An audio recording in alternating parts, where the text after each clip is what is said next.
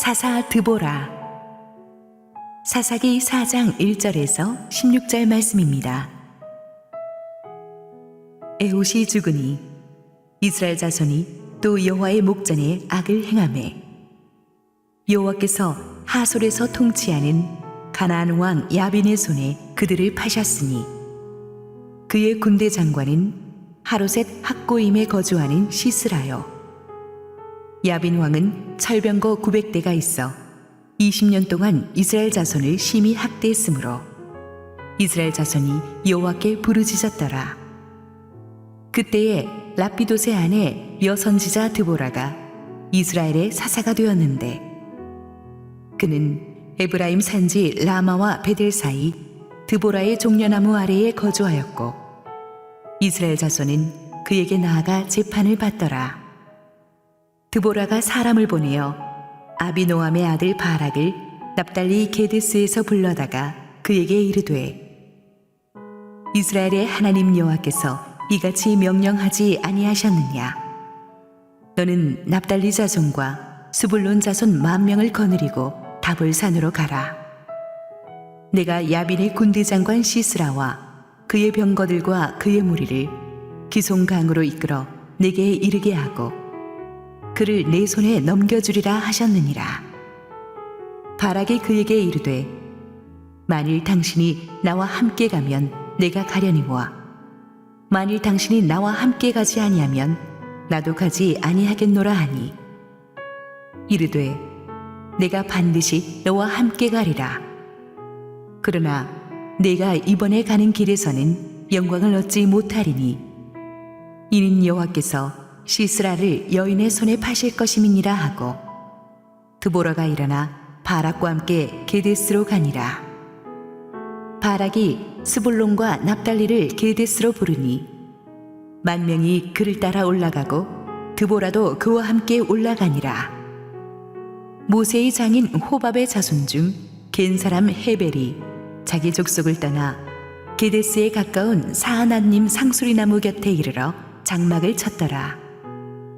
아비노함의 아들 바락이 다볼산에 오른 것을 사람들이 시스라에게 알림해 시스라가 모든 병거 곧 철병거 900대와 자기와 함께 있는 모든 백성을 하로셋 학고임에서부터 기손강으로 모은지라. 드보라가 바락에게 이르되 일어나라.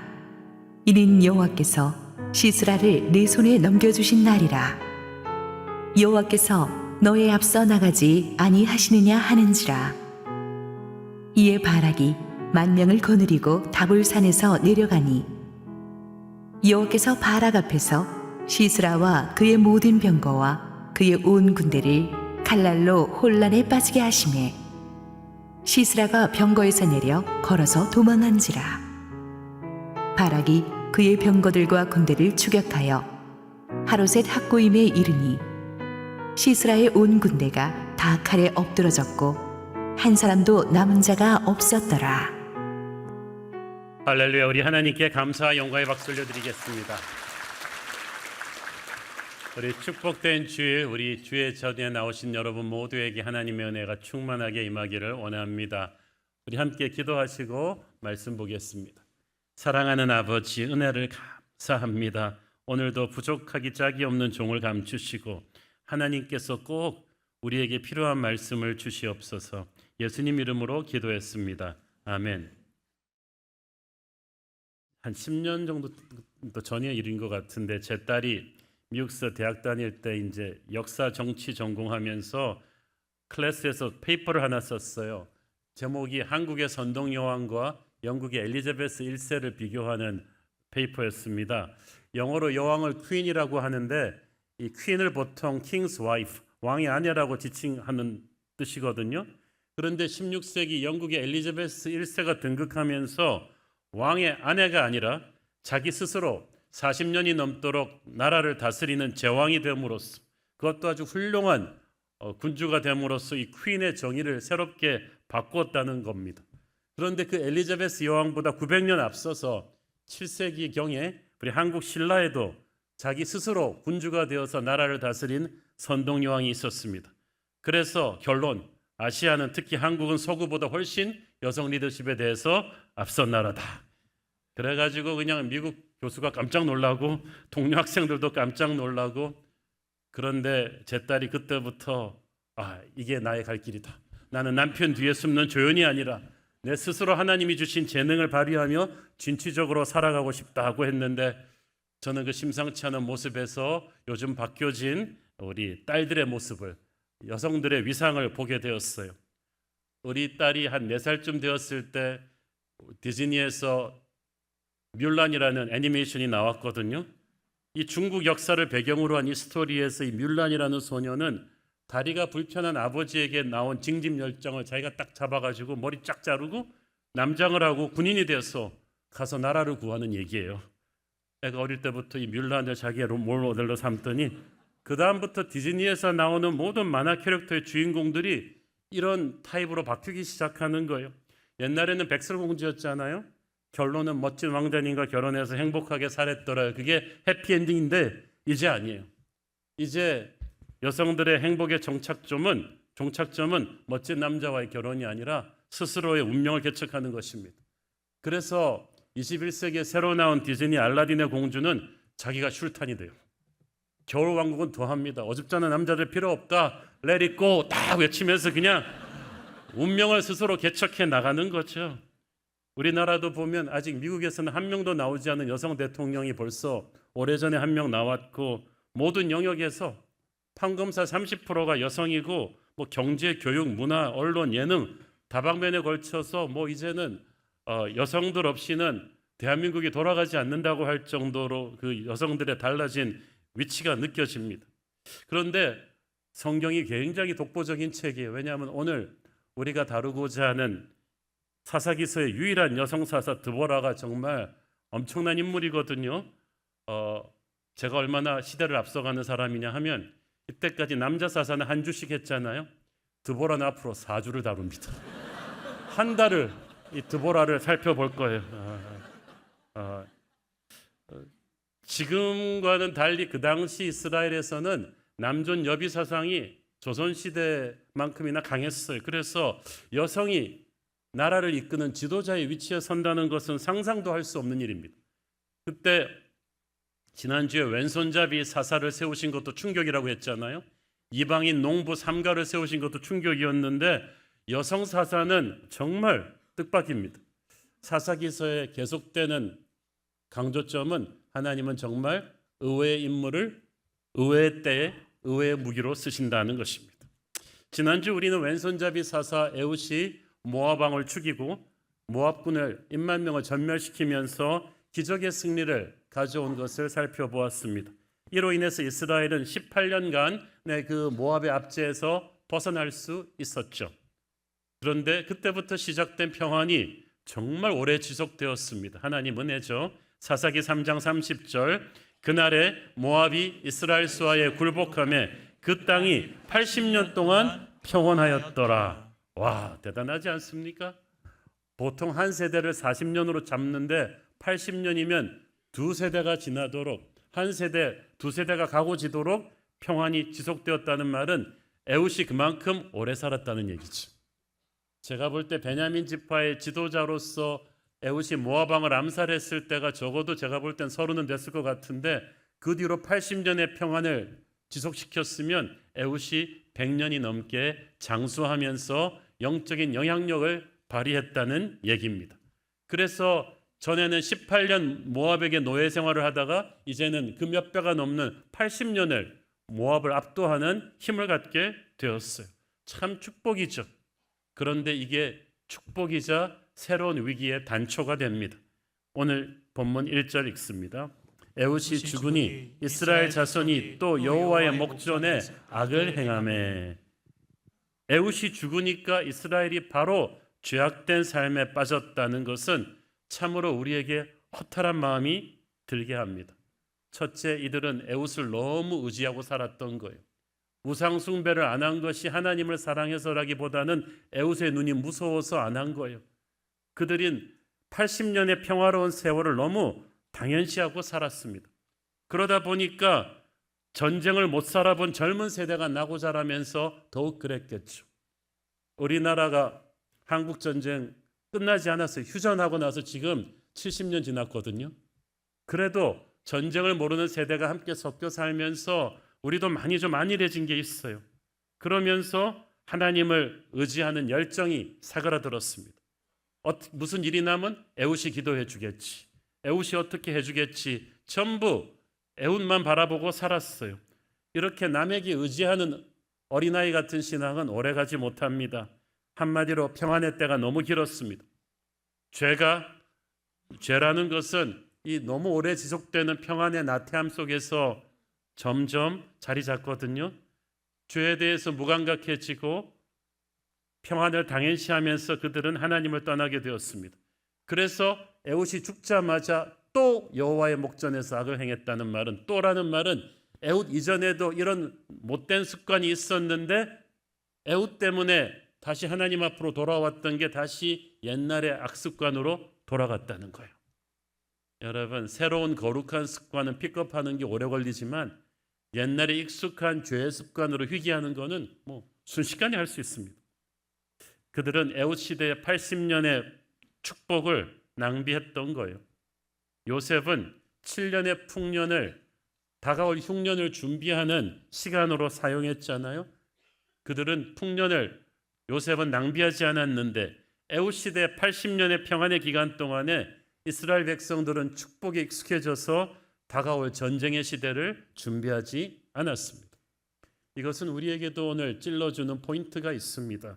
여러분이 지금 풍요의 시대를 살고 있다면 다가올 전쟁의 시대를 준비하십시오. 여러분이 지금 경제적으로 괜찮다면 저축하세요. 여러분이 지금 잘 나가는 자리에 있다면 다른 사람을 섬기고 베푸세요. 그래서 언젠가 여러분이 그 자리에서 내려오고 외로워질 때도 준비가 되어 있도록, 우리는 풍요의 시대, 부흥의 시대를 산다면 우리 다음 세대는 그렇지 않은 광야의 시대, 고난의 시대가 올 수 있다는 것을 알고 다음 세대를 위한 영적인 준비를 시켜야 됩니다. 그런데 에훗과 에훗의 시대 사람들이 그렇게 하질 못했던 거예요. 그 결과 에훗이 죽고 나서 어떻게 됩니까? 2절, 여호와께서 하솔에서 통치하는 가나안 왕 야빈의 손에 그들을 파셨으니 그의 군대 장관은 하로셋 학고임에 거주하는 시스라요. 이번에 하나님이 징계 회초리로 택하신 하솔은 가나안 북부에 위치한 도시입니다. 하솔 왕 야빈, 어디서 많이 들어본 말 같지 않습니까? 여러분이 여호수아서 설교를 아주 깊이 들으셨다면 기억이 나실 거예요. 그 옛날 140년 전이죠. 여호수아가 가나안 땅 정복 전쟁할 때 가나안 북부 연합군의 핵심이 되는 인물이 바로 하솔 왕국이었어요. 북부에 얼마나 큰 나라였던지 저 큰 여리고성의 25배나 되는 거대한 성, 그래서 어마어마한 철병거 부대를 가르친 그 왕국에서 30만 대군이 밀집해가지고 이스라엘과 일전을 준비했던 곳입니다. 그걸 여호수아가 습격해서 전멸시켰잖아요. 그리고 여호수아가 그때 분명히 하솔성을 완전히 초토화시켰는데 140년 만에 이 하솔의 왕국이 다시 무섭게 부활한 거예요. 이건 결코 하솔이 잘나서가 아닙니다. 그동안 이스라엘이 그만큼 영적으로 약해져서 빈틈을 주었기 때문이에요. 사랑하는 여러분, 마귀의 세력이 다시 설치는 판을 만들어주는 건 언제나 하나님의 사람들입니다. 마귀는 독보적으로 그냥 잘할 수 없어요. 우리가 틈을 줬기 때문이에요. 우리가 하나님으로부터 멀어질수록 마귀는 강하게 부활해서 우리를 유린하고 들어올 것입니다. 여호수아가 강력한 영성으로 제압해버렸던 하솔이 이렇게 무섭게 살아날 수 있게 해준 건 이스라엘의 방종과 타락이었죠. 3절, 야빈 왕은 철병거 900대가 있어 20년 동안 이스라엘 자손을 심히 학대했으므로 이스라엘 자손이 여호와께 부르짖었더라. 이 하솔의 군대에게는 가나안 철기 문화가 자랑하는 철병거 부대가 있었습니다. 분명 여호수아 때 전멸시켰는데 다시 이들이 전력을 회복해서 900대나 이 철병거 부대를 다시 확보를 했어요. 이 철병거는 그 당시 완전 첨단 무기입니다.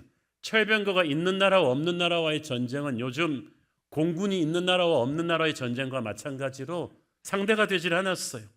그리고 그들을 이끄는 장군 시스라라고 하는 용맹한 장군이 있었는데 하솔은 북부의 나라인데 시스라가 이끄는 900대 철병거는 깊이 이스라엘 내부로 들어와서 이 하로셋 학고임이라는 데 전진 기체를 딱 부축하고 20년 동안 이스라엘 전역을 유린합니다. 20년 동안 노예 생활을 했는데 아마 그들도 옛날에 여호수아한테 당한 보복으로 아주 이스라엘에게 잔혹하게 했겠죠. 여기서 심히 학대했다는 말은 그냥 쥐어짰다는 뜻이에요. 그래도 이스라엘은 저항할 힘이 없었어요. 잘 나갈 때 영적인 힘을 준비하지 않았던 그들은 자기들이 얼마나 하나님 없이 무기력한지를 알지 못했습니다. 오늘날 우리를 위협하는 철병거는 뭐겠습니까? 돈입니까? 권력입니까? 철병거는 항상 있었고 철병거는 항상 강했는데 우리가 전에는 철병거를 압도했으나 지금은 압도당하는 까닭은 하나님을 잊었기 때문이죠. 그래서 여호와께서 이스라엘 야빈의 손에 파셨다, 이 말은 하나님이 허락했다는 뜻입니다. 그러므로 이스라엘은 야빈을 향해서 화를 내거나 자기의 무기력함을 한탄할 것이 아니라 회개를 해야 되는 거예요. 많은 사람들이 회개해야 될 때 원망하다가 상황을 더 악화시킵니다. 이스라엘은 회개하기 전에는 이 문제를 풀 수가 없습니다. 온니엘이 사사로 서기까지는 8년, 에웃이 서기까지는 18년, 이제 드보라가 일어나기까지는 20년이라는 세월 동안 그들은 외세의 압제에 시달립니다. 날이 갈수록 이 기간이 늘어나는 것은 그들의 죄에 대한 하나님의 징계가 점점 가중되어 갔다는 뜻이고, 처음에 잘못하고 무너졌을 때 뭔가 배웠어야 됐는데 깨닫지를 못한 거예요. 여러분, 자신의 실패에서 영적으로 뭔가 배우셔야 돼요. 영적으로 배우지 못하는 걸 영적인 무지라고 하는데, 영적으로 무지하면 고난이 계속해서 여러분의 삶을 맴도는 것을 끊어내질 못합니다. 이스라엘 자손이 함께 여호와께 부르짖었더라. 하나님이 기다리시는 건 이거거든요. 변명하지 말고, 핑계하지 말고, 우는 소리 하지 말고, 간신히 남 원망하지 말고 간절히 힘을 모아 하나님 앞에 회개하면 내가 이제부터 너희들의 역사를 풀어줄 것이다. 이 메시지가 오늘날 우리에게도 해당되지 않습니까? 부르짖음을 들으시고 하나님이 구원자를 예비하십니다. 여사사 드보라에 대한 간단한 프로필이 소개가 되죠. 4절 5절 읽습니다. 그때 랍비돈의 아내 여선지자 드보라가 이스라엘의 사사가 되었는데 그는 에브라임 산지 라마와 베델 사이 드보라의 종려나무 아래에 거주하였고 이스라엘 자손은 그에게 나아가 재판을 받더라. 첫째, 그가 랍비돈의 아내라고 소개되었는데 하나님의 부르심을 받기 전까지 그녀는 한 남자의 현숙한 아내였다는 것을 알 수가 있습니다. 여러분, 사람이 밖에서 하는 건 다 보입니다. 가정에서 하는 건 볼 수가 없습니다. 그렇지만 나무의 뿌리와도 같아서 보이지는 않지만 가정에서의 현숙한 아내, 책임감 있는 남편, 좋은 부모는 모든 것의 기초가 됩니다. 가정이 건강해야 교회도 살리고 나라도 살리는 거예요. 저희 교회에서 장로님 세울 때나 목회자 세울 때는 저는 꼭 건강한 부부 생활, 부모 자녀 관계를 쫙 봅니다. 이게 모든 게 기초가 되거든요. 드보라는 현숙한 아내였다. 둘째, 드보라는 사사로 부르심 받기 전에 먼저 여선지자로 쓰임 받고 있었습니다. 여선지자는 하나님의 입술, 하나님의 대변인이란 뜻이에요. 말씀을 받아서 전하는 사람인데 하나님의 말씀을 받으려면 자기가 먼저 깨끗한 그릇이라야만 돼요. 하나님은 더러운 그릇에 말씀을 담아 주시진 않거든요. 특히 또 하나님의 말씀을 자기가 대변하려면 자기가 많은 시간을 기도하면서 자기가 말씀의 은혜로 충만해져야 되겠죠. 그러므로 자기를 오랜 시간 거룩한 그릇으로, 깨끗한 그릇으로, 말씀과 기도의 사람으로 준비시켰기 때문에 그는 결정적인 순간에도 담대하게 하나님의 말씀을 전할 수 있었던 거예요. 셋째로 그녀는 이스라엘의 재판을 주관하고 있었습니다. 재판을 주관하는 것은 그 사회의 옳고 그름을 가려주는 영적인 어른이 하는 일이에요. 광야에서 모세가 하던 주된 짭이 재판관이었어요. 솔로몬도 젊었지만 왕이 되자마자 모두가 존경한 것은 재판을 잘했기 때문입니다.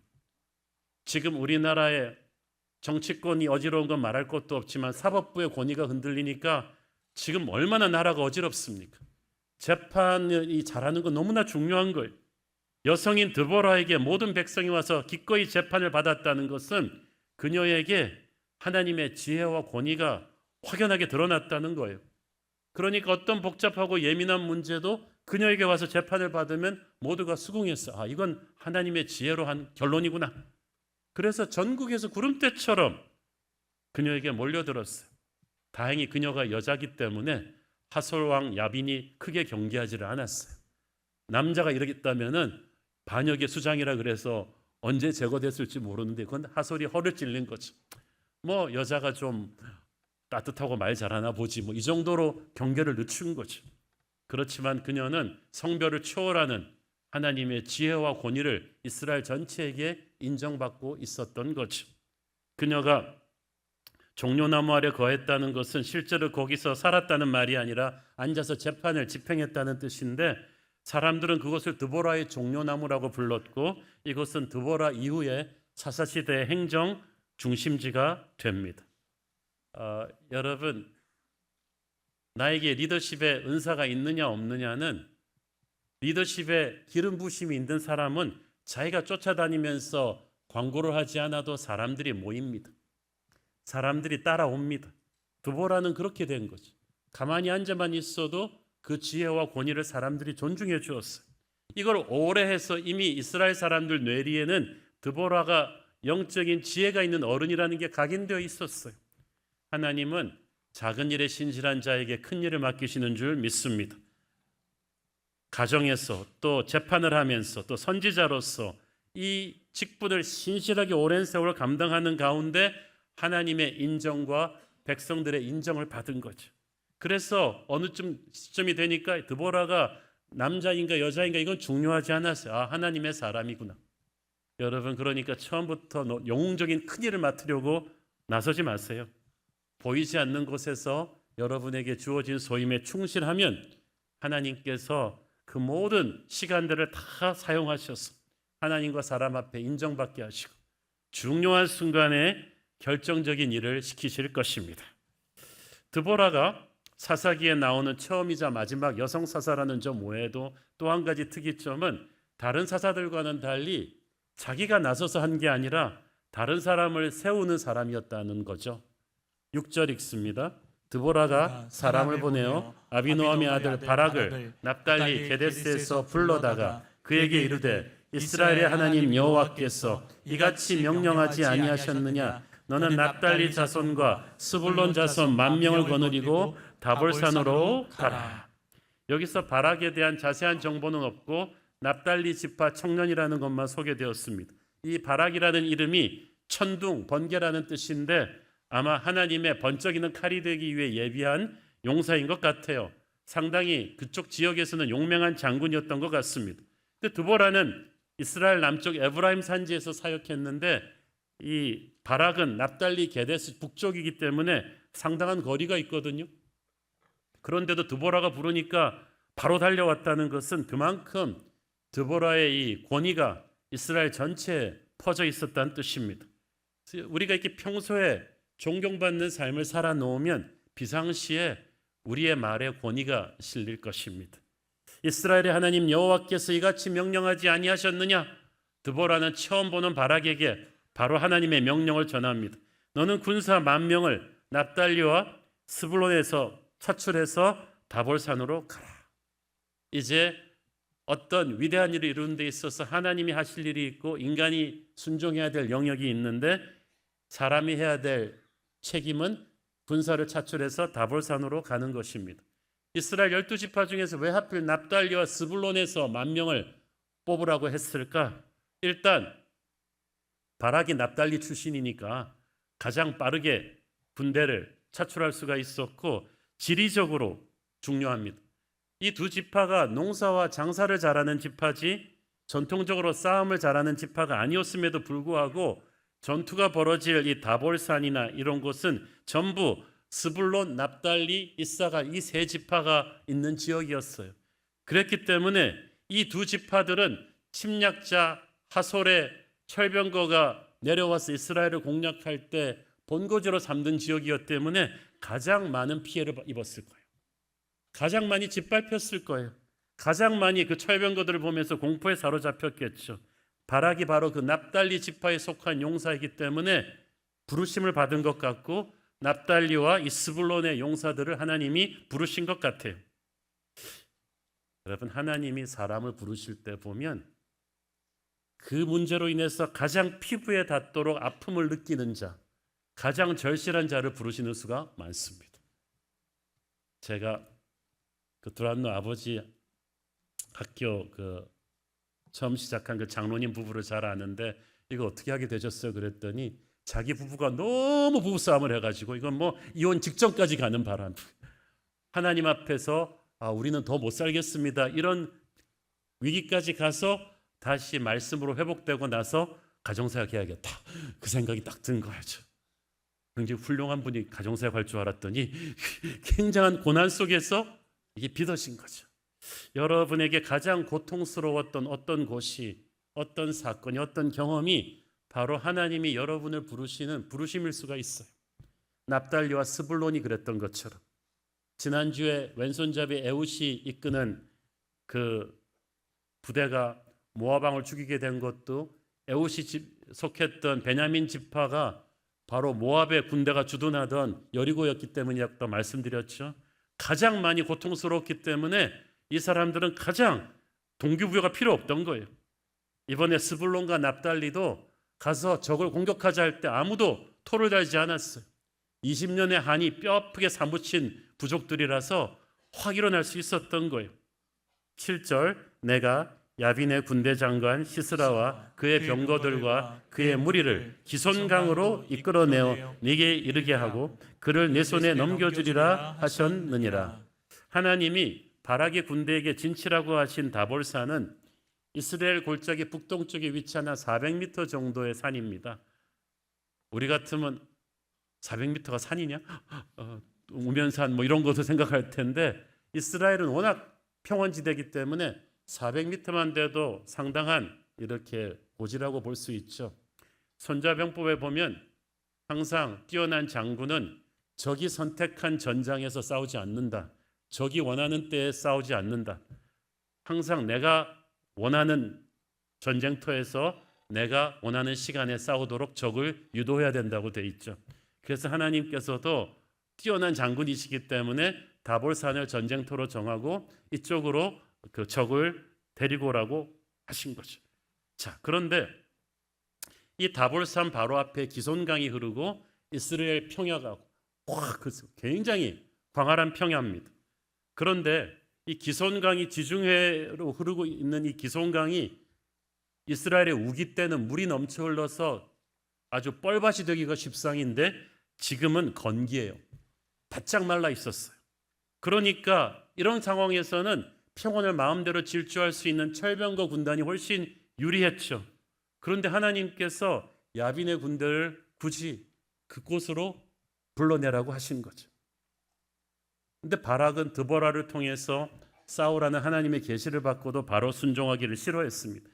8절 바락이 그에게 이르되 만일 당신이 나와 함께 가면 내가 가려니와 만일 당신이 나와 함께 가지 아니하면 나도 가지 아니하겠노라 하니. 야, 드보라가 이때 나이가 벌써 한 40, 50은 됐고 이 바락은 젊은 장군인데 남자가 자기 어머니 뻘 되는 분 앞에서 당신이 같이 안 가면 안 가겠어요. 옛날에 저희 주일학교 선생님이 완전 이걸 보고 분노하셔가지고 우리한테 여러분 사내 새끼가 이래서 되겠어요?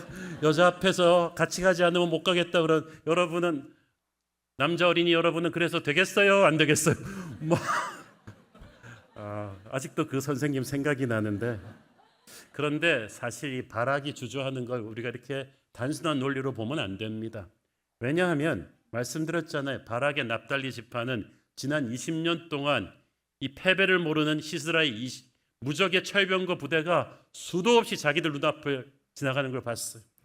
자기들의 아버지, 삼촌, 이모 수없이 그들의 손에 죽는 걸 봤어요. 그들의 병거 소리만 들어도 공포에 질려 사로잡혔고 감히 그들과 맞서 싸우겠다는 생각을 해본 적이 없는 20년의 트라우마가 있단 말이죠. 비록 하나님의 명령으로 나오긴 했지만 바락이 저 정도 겁에 질려 하면은 바락의 군대는 말할 것도 없죠. 그래서 드보라가 그 순간에 자네 새끼가 이런 말 하지 않았던 거죠. 그래, 내가 같이 가겠다. 딱 알았어. 이거는 이 사람들의 지금 정신적인 트라우마가 너무 심하기 때문에 하나님의 사람이 내가 같이 감으로써 이들에게 용기를 줘야겠다. 나라도 존재감을 보여줘서 하나님이 함께한다는 것을 이들에게 알려줘야겠다고 생각한 거죠. 드보라가 여인이고 무술을 익힌 전사가 아니지만 바로 그런 생각 때문에 가주겠다고 한 거예요. 하지만 그래도 한마디 했습니다. 9절 이르되 내가 반드시 너와 함께 가리라. 그러나 네가 이번에 가는 길에서는 영광을 얻지 못하리니 이는 여호와께서 시스라를 여인의 손에 파실 것임이니라 하고 드보라가 일어나 바락과 함께 게데스로 가리라. 이길 것이지만 영광은 네가 가지지 못한다. 당시 고대 전투에서는 병사를 아무리 많이 죽여도 적장을 죽이지 못하면 그 전투의 영광을 가져갈 수 없습니다. 드보라가 그 얘기를 한 거예요. 하나님의 도움으로 전투를 이기겠지만 이 영광은 한 여인이 가져갈 것이다. 그런데 바락은 그 여인이 드보라인 줄 알았어요. 어차피 드보라의 명성은 쩌렁쩌렁하고 전쟁에 이기는 게 중요하지 그 명성은 드보라가 가져간들 괜찮다고 생각했지 설마 다른 여인이 한 명 있는 걸 또 몰랐다는 거지. 그 여인 이야기는 다음 주에 해드릴 거예요. 여러분이 하나님의 명령을 100% 그대로 순종하지 않는다면 전투에서는 이겨도 다른 사람에게 영광을 빼앗길 수 있다. 그렇게 되면 조금 부끄러운 승리가 되겠죠. 하나님께서 시스라의 군대를 기손강으로 이끌어내는데 또 한 명을 사용하셨습니다. 11절 12절 읽습니다. 모세의 장인 호밥의 자손 중 겐 사람 헤벨이 떠나 게데스에 가까운 사이난 곁에 이르러 장막을 쳤더라.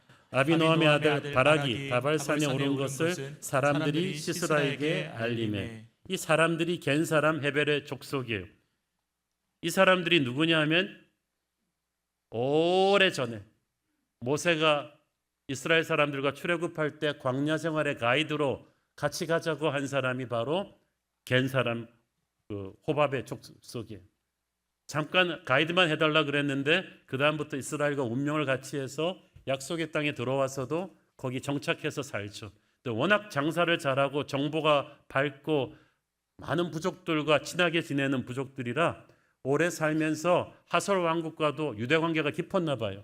그러니까 시스라가 그들이 전해주는 첩보를 그대로 100% 신뢰하고 달려온 거죠. 이 또한 하나님의 섭리였습니다. 13절 읽습니다. 시스라가 모든 병거 곧 철병거 900대와 자기와 함께 있는 모든 백성을 하로셋 학고임에서부터 기손강으로 모은지라. 자, 오늘 전투도 지난주처럼 제가 지도를 보면서 좀 설명드리겠습니다. 하솔의 본영은 여기 있고 여기서 철병거 900대 군단이 이렇게 와서 지금 하로셋 학고임의 군영을 구축하고 20년 동안 이스라엘을 압제한 거예요. 이제 다음 주도 보면 알게 됐지만 철병거 군단의 장점이자 단점은 길이 넓은 대로로만 이동할 수 있다는 거예요. 그래서 이쪽으로 지름길인데도 병거가 올라갈 수 없기 때문에 이리로는 가지 못합니다. 지리도 잘 몰라요. 이게 이들의 이제 장점이자 단점인데 이 게데스에서 그 사람이 나왔죠. 바락이 나왔죠. 이 사람들 드보라가 불러 모아가지고 납달리와 스불론의 연합군이 이쪽 다볼산 앞으로 오고 다볼산 앞에 이스라엘 평원으로 이 가나안 족속의 군대가 무깃도를 거쳐서 집결합니다. 이 무깃도는 계시록에 나오는 마지막 인류 전쟁이 벌어진다는 유명한 곳인데 어쨌든 여기 대평원 앞으로 있고 이 다볼산 위에서 이렇게 하는데 이 기손강의 위치가 굉장히 중요해요. 이 기손강이 우기 때는 범람하기 때문에 이 이스라엘 평야에서는 만약에 우기 때였다면 시스라는 결코 진흙벌이 되는 여기로 철병거 부대를 몰고 오지 않았겠죠. 그런데 건기기 때문에 마음 놓고 데려올 수 있었고 그래서 이스라엘 군사들도 건기 때 이 사람들을 여기서 상대해야 된다는 것에 대한 두려움이 있었을 것입니다. 그런데 바로 이것이 하나님의 셋업이었어요. 14절 읽습니다. 드보라가 바락에게 이르되 일어나라. 이는 여호와께서 시스라를 네 손에 넘겨주신 날이라. 여호와께서 너의 앞서 나가지 아니하시느냐 하는지라. 이에 바락이 10,000명을 거느리고 다볼산에서 내려가니. 자, 아까도 말씀드렸듯이 양쪽이 다 철병거를 가지고 있었으면 모르는데 우리는 철병거가 없고 적은 있어요. 그러면 당연히 평지전을 피하고 산악과 계곡에 엄폐물을 의지하고 적을 끌어들여서 싸우는 게 병법의 기본인데, 드보라는 바락한테 미리 도착해서 이미 유리한 고지대를 점령하고 있었음에도 불구하고 거기를 버리고 내려가서 적을 평원에서 공격하라고 하니까 이거는 전쟁에 대해서 아무것도 모르는 여성의 무모함이 아닌가 생각할 수도 있었죠. 하나님은 그러나 우리가 상상도 못하는 허를 찌르시는 역사를 설계하시는 고수이십니다.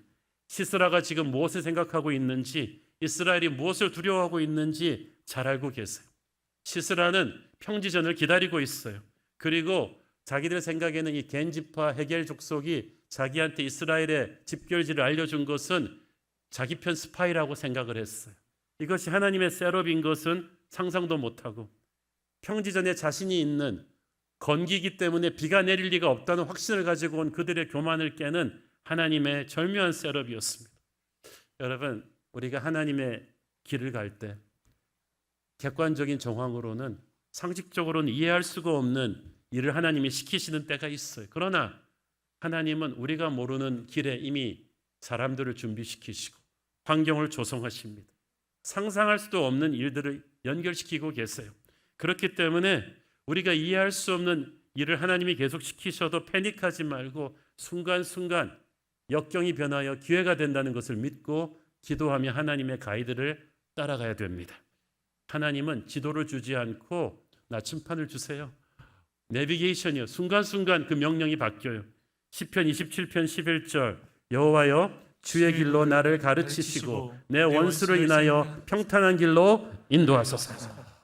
계속해서 인도하소서. 드디어 드보라가 바락과 이스라엘 군대에게 외쳤습니다. 일어나라. 영어 성경에 보니까 go!